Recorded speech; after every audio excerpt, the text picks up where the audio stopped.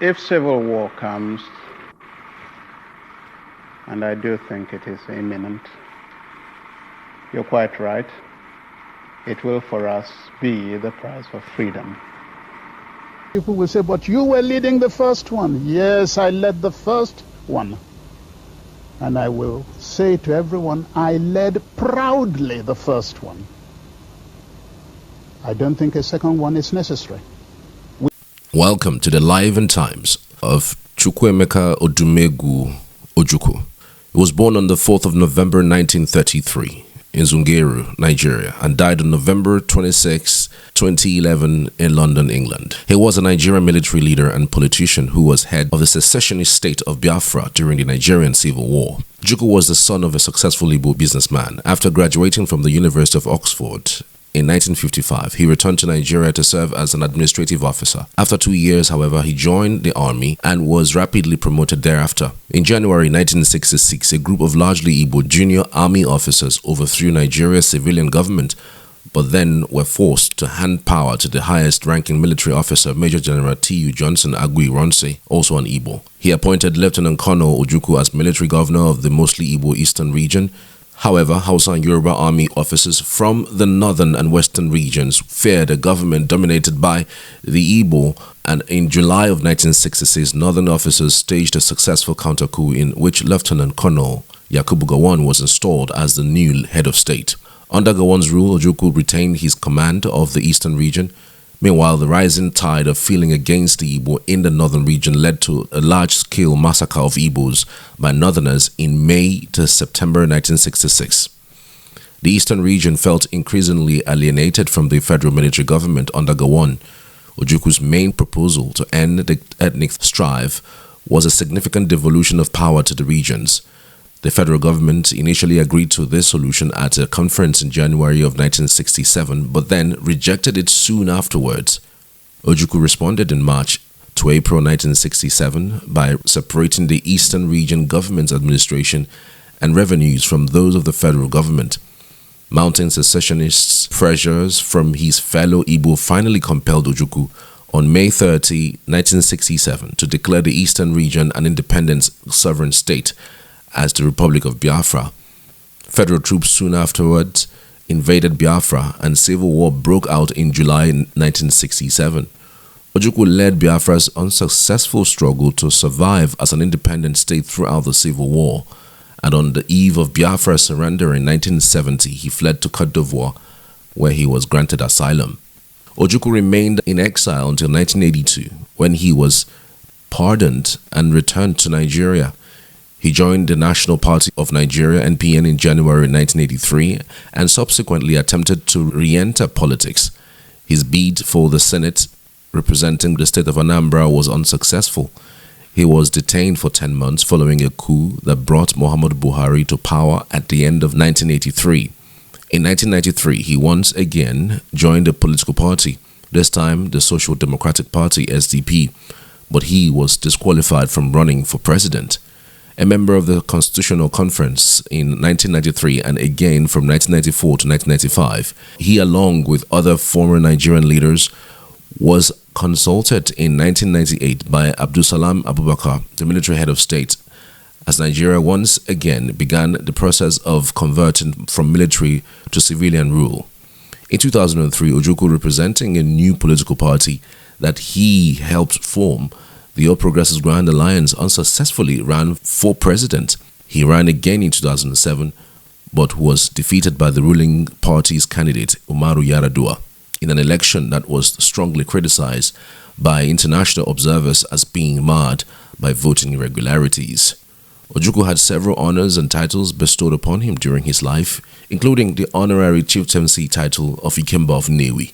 Ojukwu remains a contentious figure in the history of Nigeria. Many Igbo people regard him as a hero and a messianic figure who did what was necessary to ensure that the survival of Nigeria's eastern population while facing the possibility of a genocide after the 1966 coup.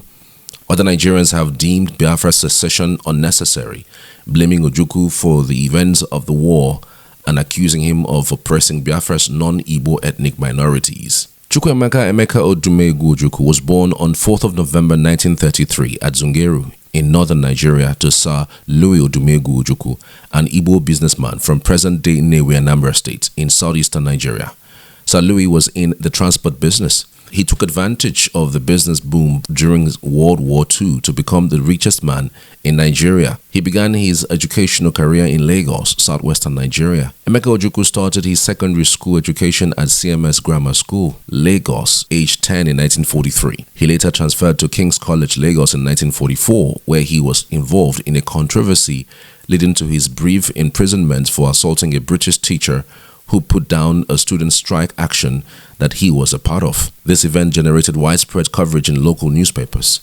At 13, his father sent him to the United Kingdom to continue his education, first at Epsom College and later at Lincoln College, Oxford University, where he earned a master's degree in history.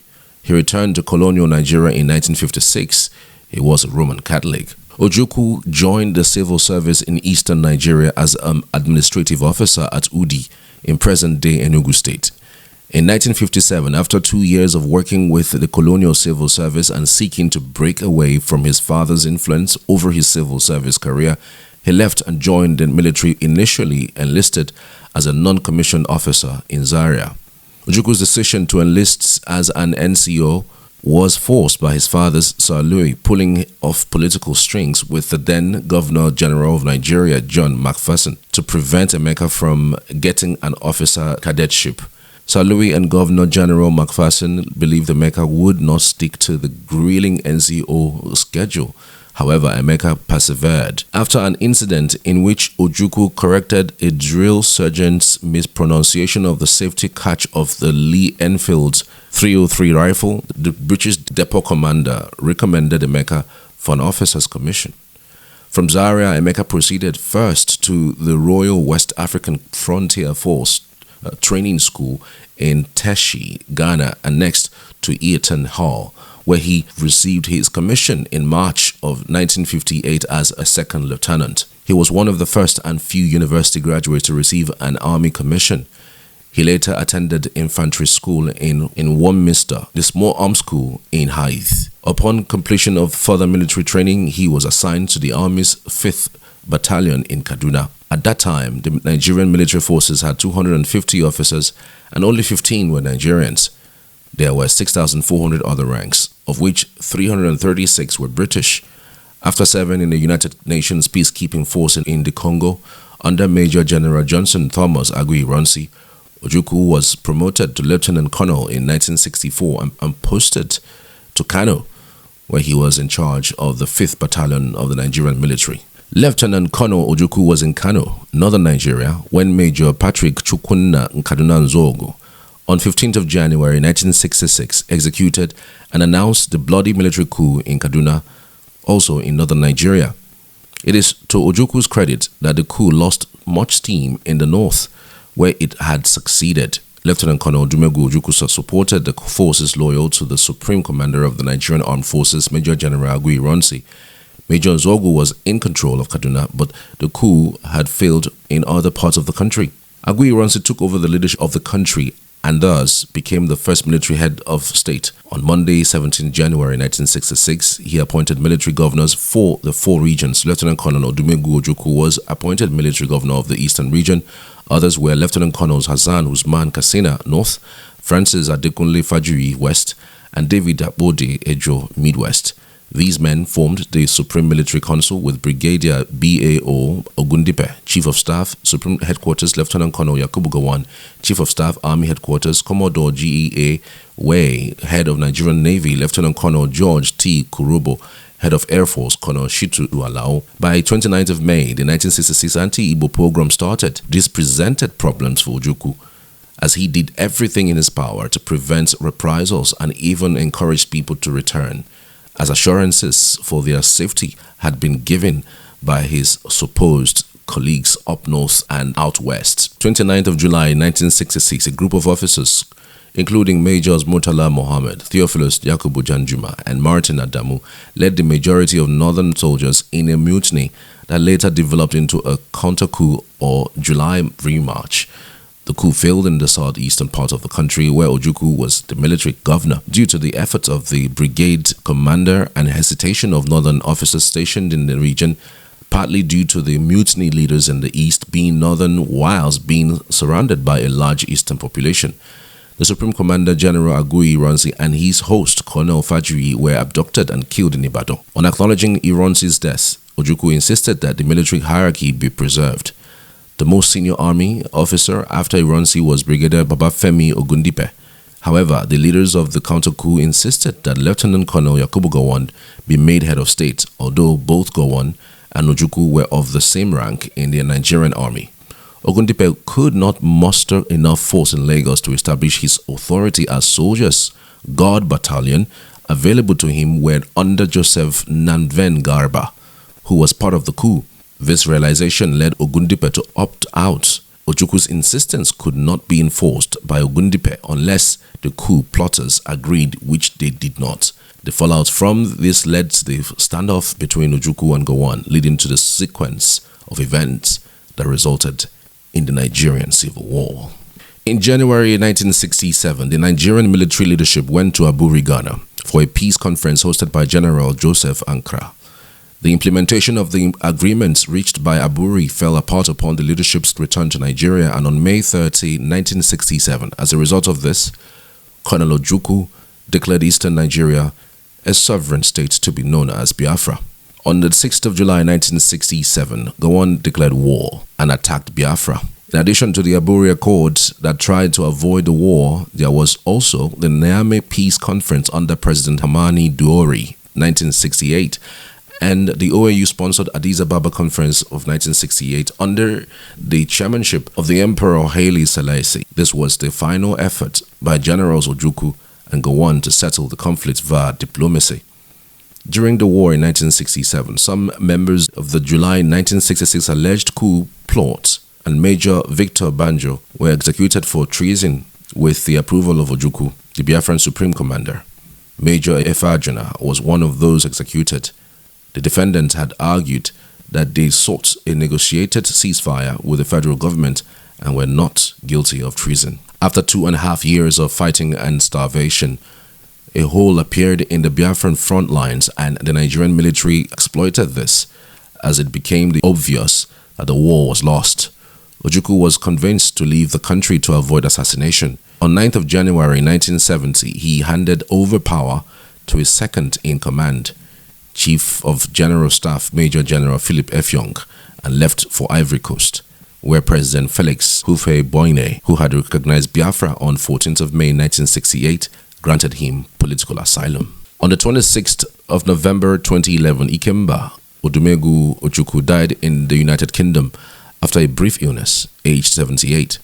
The Nigerian army accorded him the highest military accolade and conducted a funeral parade for him in Abuja, Nigeria on 27 February 2012, the day his body was flown back to Nigeria from London before his burial on Friday, March 2nd.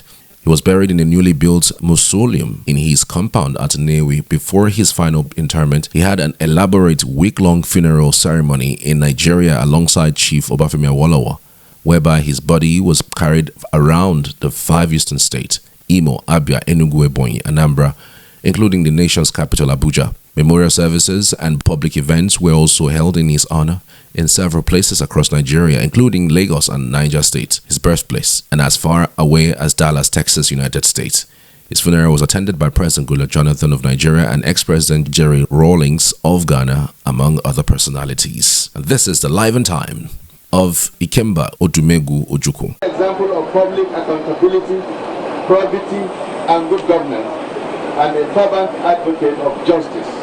President of the Senate, Senator David Mark, and the Chief of Army Staff, Lieutenant General Onyabo Ihejirika, applauded the legacies of the late Odumegwu Ojukwu and enjoined all Nigerians to eschew violence. He was an inspirational administrator and a compassionate servant. He was a great defender of the state. His erudition was well known, so was his support. Chief Odumegwu Ojukwu, as you are aware, was a very senior officer in the Nigerian Army, commanding a battalion when Nigerian Army had only 5 battalions as a whole. The chief mourner, Mr. Peter Obi, the national chairman of the All Progressive Grand Alliance, commended the courage and bravery of the late Odumegwu Ojukwu. Some people still see him as a rebel leader. How would you react to that, sir? That is totally wrong, because what he fought for is what we are still fighting to today. He was the field marshal that fought for the rights of the ordinary people. That's why he's called the People's General. And when Blowing of the last post by the military pallbearer signaled the final journey of the mortal end of the late Ojukwu, as the corpse was moved into a military aircraft en route Owerri, Enugu, Awka and Nnewi, where the body is expected to be interred.